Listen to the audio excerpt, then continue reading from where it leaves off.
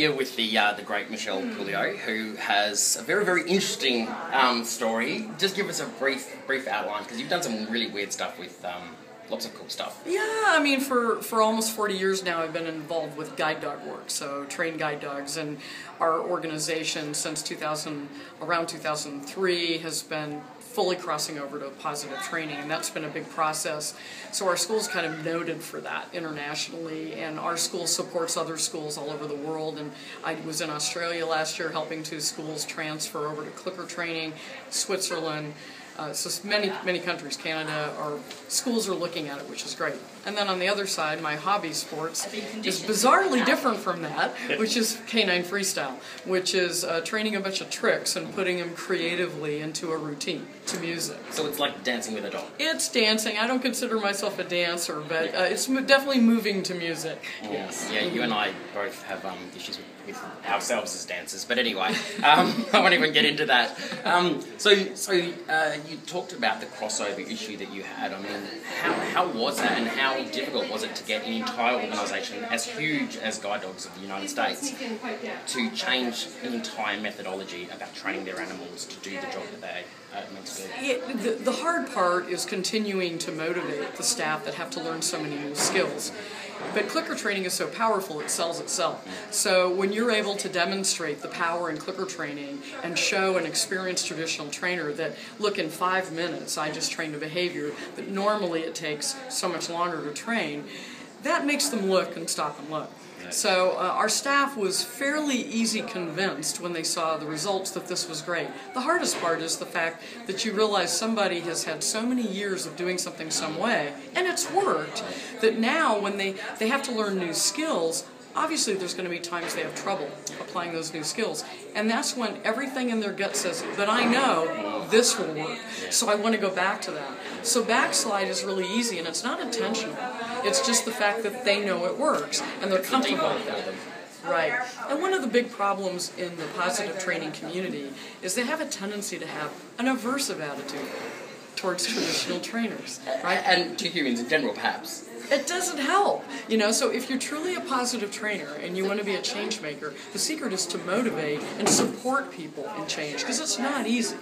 And understand that most of these traditional trainers, they love their dogs. It isn't that they don't love their animals, it's that they just don't know there's a better way, and they've used the other so long it's become normal to them. I mean, I was brainwashed that this is how you train an animal. I never for a minute ever thought I was being unfair.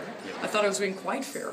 Now I look back and I go, boy, I wish I knew now, then so what I know now. What was the breakthrough? Like, what happened to you to go, you know what, this is not working for me. This new way of doing things, this clicker training thing, this positive reinforcement mumbo jumbo is what I want to start doing. How did you motivate yourself to actually leave behind the baggage that you had in traditional training? I think by playing with it on my own. So when I saw a few things on the internet happening, I went ahead and got a clicker, got some food, and I trained all the animals on my property, which at the time was 4 dogs and 6 horses. Yep. Right? I trained all of them how to nose target, and I was fascinated that the horses learned it quicker than the dogs. And the reason was the dogs were actually trained. The horses didn't have that kind of any sort of interactive training like that. So the dogs, they didn't know how to offer behavior. The horses were kind of like a clean slate when it came for food, and oh, food, what can I do for that? So then I went, this is really incredible. So I taught all the horses on my property to retrieve. That was a big moment for me. Wow. For somebody to tell me you can teach horses to retrieve on cue, I was like, there's no way. So we're talking they go out from you and they get something in that's throw static. A ball, and they go out and get it and bring it back and shove it in my face. Wow, wow. And so they were reinforced to the point that they wanted to race out and grab that ball and bring that ball back. Exactly. So you know, that was a real life-changing moment for me, because I know horses really well, and to see that was so quick, so easy, because something that is not natural to them at all. Absolutely. I was really impressed. So that, for me personally, made a big change. So that kind of started me on the road of learning more, and then trying to figure out, how do I get it in my work?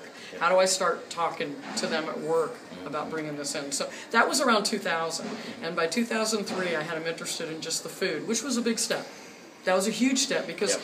in the guide dog community, you're brainwashed that you can't use food Yep. in guide dog work. You can't because they work around food, and the fear was they're going to be scavengers. Yeah. So that was actually the biggest hump to get over as far as accepting intellectually the idea. Then once that idea was accepted, that we had a food protocol that we could put in place and not have problems around food, the next step was just learning all these new skills, which was frightening for people. So it's been a long process. So that was around 2006 when our training department adopted clicker training.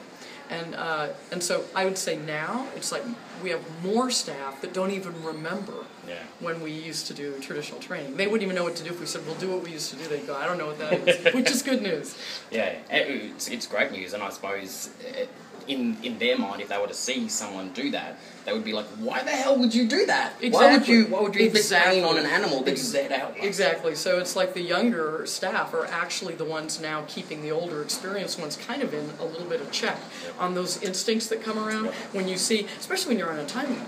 I'd have this guide dog ready next month, and I'm having this problem still. So their instincts are kind of, well, I kind of know what worked in the past, but now they have this young person that they're teaching. That kind of keeps them in line. I can't do that because even if I could, they're going to see me do it. I can't do that. I have to teach them the other way. So that's really good. And what's the one thing that keeps cropping up and is an inhibitor to you guys moving forward using positive reinforcement? What is a big inhibitor?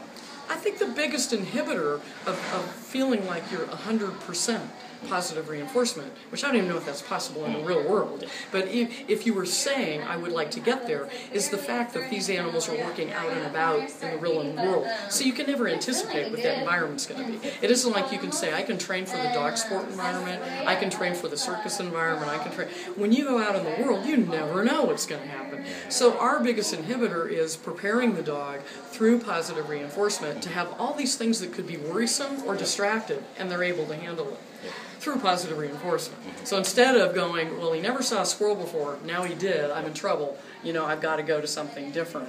So trying to prepare them for all those things that happen. Awesome. And Clicker Expo, what's the biggest take home for you for being on this boat? Oh, being able to work with the other faculty and listen to them. Every expo, I get my light bulb moments. So I spend the rest of my year trying to give other people light bulb moments. This is my opportunity to work with the best, listen to the best, and kind of come away all rejuvenated myself. And the one thing that you've got out of listening to all the other guys? No, there wasn't one. Let me see. I'm sure there's quite a few. Let me see which one. I think from Alexandra in her last horse presentation, I loved the way she worded the whole concept of cue is like play.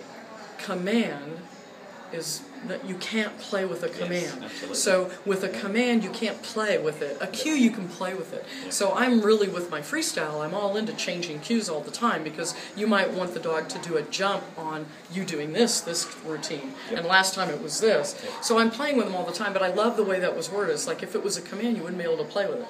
You don't have the ability. So just new ways of presenting to people, too, so that the words work. Awesome. Michele Pouliot, thank you very much.